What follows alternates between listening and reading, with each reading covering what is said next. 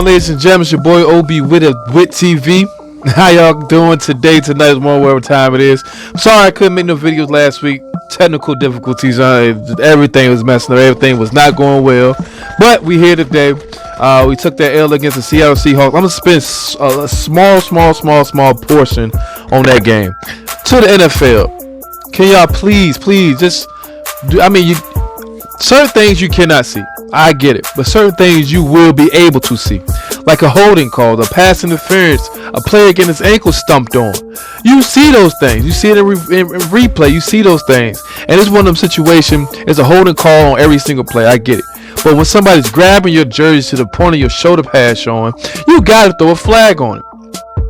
If somebody's holding your arm when you trying to break through it, it got to be a pass interference. Now, if somebody step on your ankle, it could be on purpose, on accident, but you literally see out of all the space on the back of that end zone or the back wherever he landed at, he could have stumped. He could have walked past the player and then stumped. So, NFL, I don't know what the 49ers done to you guys, but can y'all please just do your job and do it efficiently? That's all I ask for. That's all we ask for. We not trying to say, oh no, everything the referee cheated us. We should have been beat the Seattle Seahawks. We let them back in the game and we blew it. Cool, but still let us lose or lose. You know what I'm saying? I'm not gonna say those penalties going, switch the game around. I'm not saying that, but at the same time, let it happen the way it's supposed to happen. Throw the flag. You get paid to throw a yellow flag. Throw it. You get paid more than me. I'll be out there throwing flags to throw flags. I want to be in front of the TV. Pass interference. Oh, we sorry. Pick it up. At least attempt to throw a flag. It's like, yo, then just walk around. But no shout out to the referees trying to do their job. I'm looking from the TV screen. You can't see everything, but you can see it for real. So my first, I'm sorry for that rant. I was a little upset. But my first article is coming from ESPN.com. Favorites for the NFC wildcard playoff race. 17 for 2 spots, including the 49ers, Eagles, Washington, and Vikings. Just a quick run through. We're gonna scroll right to the 49ers and see what they got to say. I know I'm passing the Atlanta Falcons, the Panthers, the Saints, Minnesota, Philly, 6-7 Philly, 6-6 Washington. And scroll down to the number 1. Chance to make the playoffs, 68.1% at 66. The 49ers are the number 1 team by a comfortable margin, even though after losing 30-23 to the Seattle Seahawks on Sunday. FPI thinks the 49ers are well ahead of the pack on their way to a wild card berth. The upsides model agrees, pegging the 49ers at 64%, given their record and the fact that the Cardinals and Rams and a 1-4 record in the West are blocking the San Francisco path to the divisional title. Have to admit that I was surprised to see them quite this high. What gives? FPI thinks they have a relatively soft schedule for the run-in. From here on out, the Niners faces the league's 8th easiest schedule.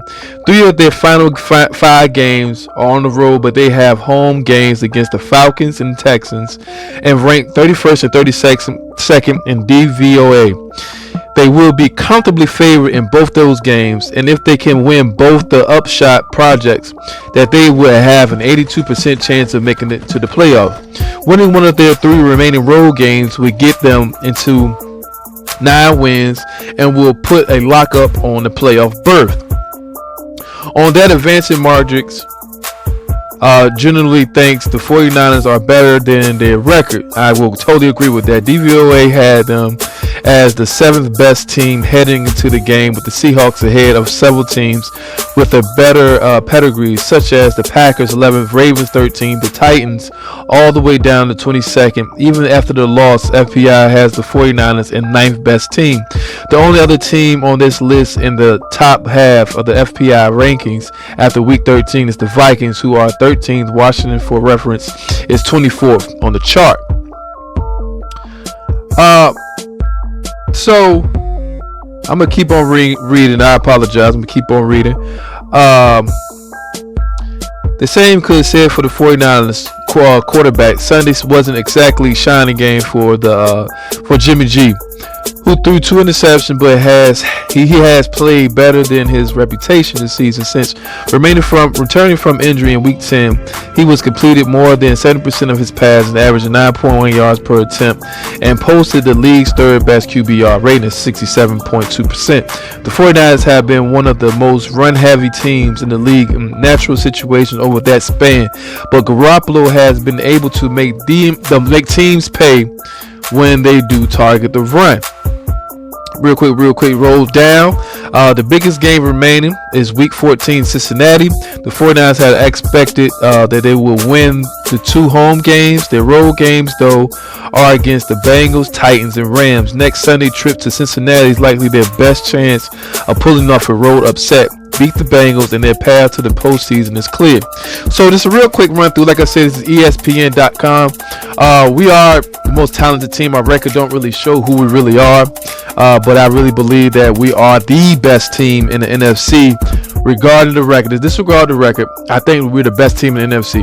Yeah, I know a lot of people see the Cardinals, but we held the Cardinals, even though we lost to a backup. But Colt McCoy, hey, it is what it is.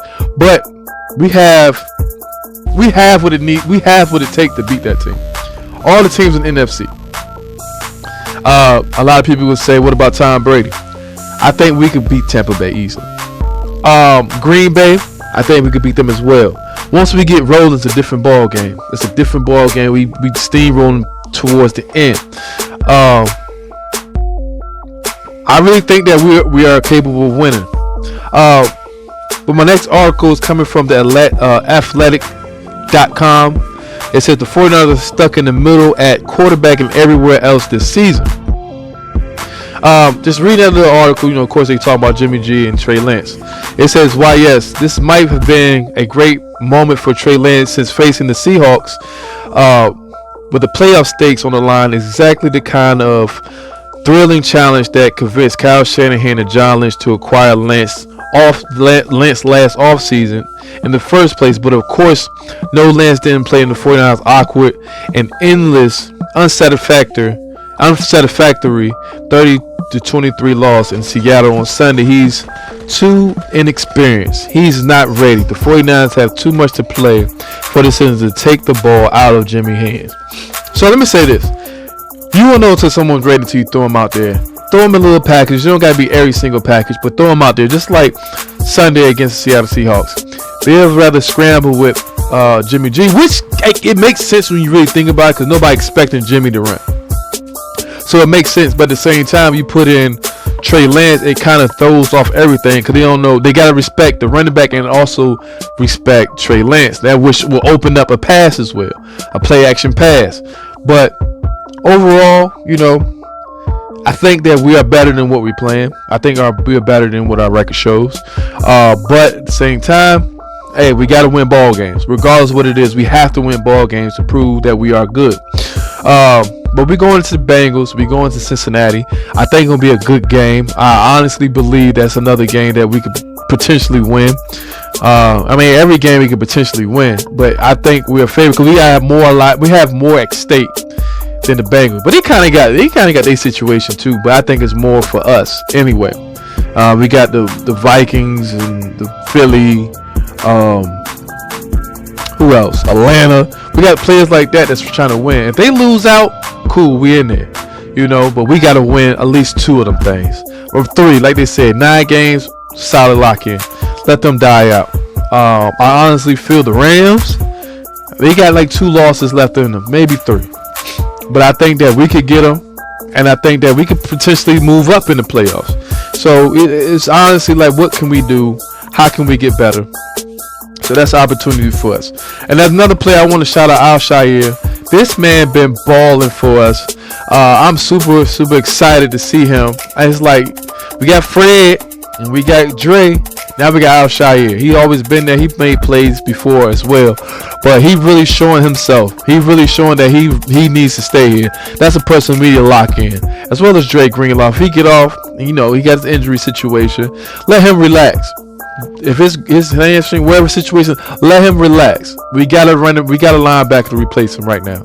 Let him get healthy 100% before we bring him back. Just like D4. Let these players, they hurt. Let them relax.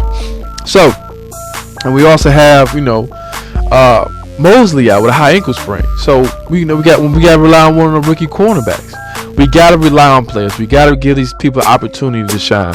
And it goes back to the Trey Lance situation. You got to throw them in the fire. Sometimes you have to see how they is in the fire. If the playoffs at stake, we got to put players in position to potentially make a move, or potentially to show themselves. Give them an opportunity to show what they can do. If they can't do it, we replace them. So I'm not gonna talk you guys' head off, and once again, I'm sorry for the video not being up. I really do appreciate you guys. It's like I said, there's a lot of technical difficulties going on, but I'm glad I got everything straight. So thank you. Y'all have a good night, good morning, good evening, wherever you guys at. And I want to thank my new subscribers, my old subscribers, my favorite subscribers. Like, subscribe, comment, all of the above, because it's truly appreciated. Share as well. But yeah, we're gonna talk more football. Like I said, we're gonna talk more football. Well, I'm excited for this. I'm actually gonna try to do a video tomorrow just about the NFL in general. I'm gonna try that for the first time this week. However, depending on how everything goes, I'm shooting for Wednesday or Thursday. So thank you guys. Y'all have a good one. Hey, BJC, talk to him. Hey, BJC, man.